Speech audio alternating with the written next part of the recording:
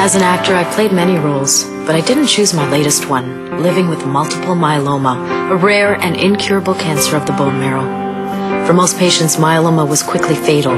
Now, thanks to new treatments and better education. Lisa Ray is a survivor, diagnosed with multiple myeloma in June 2009. The Canadian-born actress underwent a stem cell transplant. More than a year later, Lisa is now in remission, and she's teamed up with Myeloma Canada to raise awareness about the disease and the treatment options for people who have it. And right now, we are so pleased that Lisa is with us in studio. So good to see you. Thank you. Let me tell you as well. If you feel as good as you look, you're doing great. How are things going? Thank you. How are you feeling? Well, I just wanted to add that I am a survivor, but I prefer to say I'm a cancer graduate. Cancer graduate. Yeah, yeah. It's a term that I borrowed from a very dear friend who's also gone through a similar experience as me, and I feel that it puts a very different spin, again, on the entire experience because it's added a new dimension to my life. Tell us more about that. What do you mean? Well, you know, again, it's tough. There's a time to be tough, and there's a time to be vulnerable. And I think by saying graduate, you add there's a different. It captures the entire spectrum of the experience, as opposed to just implying that it was, you know, difficult. You know, because there's so much to be learned. There's a lot of wisdom that's to be gained along the way. And you know, and that's again why I'm sitting here today, because I've partnered up with Myeloma Canada, and you know, again, as I said, it's a different dimension to my life right now, you know, to be able to share my experiences and also to be able to raise awareness for really a cancer that we call it our little orphan cancer.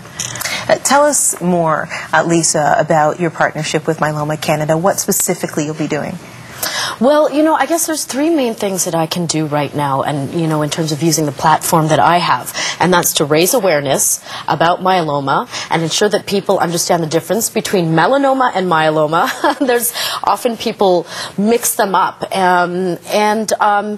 myeloma basically is an incurable blood cancer of the bone marrow, relatively rare.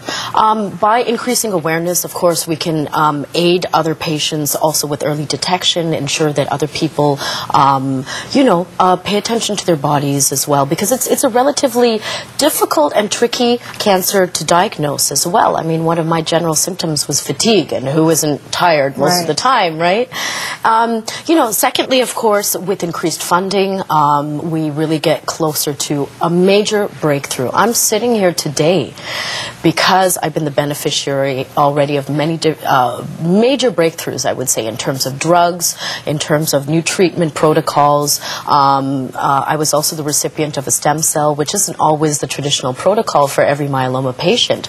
But there's a lot of optimism right now. We are actually very, very close to converting this from a disease that's fatal, I don't like saying it, but that's the reality, to one that is chronic and possibly after that a step away from curable. So that's really, really optimistic. That's really, you know, it's obviously it's something that's very close to my heart because ultimately I'm benefiting myself. The last reason to sit here with you today is to advocate on behalf of other patients to ensure that they get the right treatment at the right time, because there is some inequitable access to these cutting-edge treatments in Canada, which is very eye-opening for me.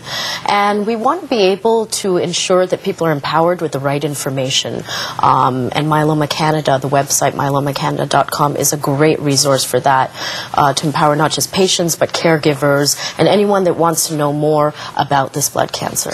You know, no one would have blamed you, Lisa, if your fight was a private one. If you chose to, you know, not be as public as you are about all of this. Right. Why did you choose such a very different route?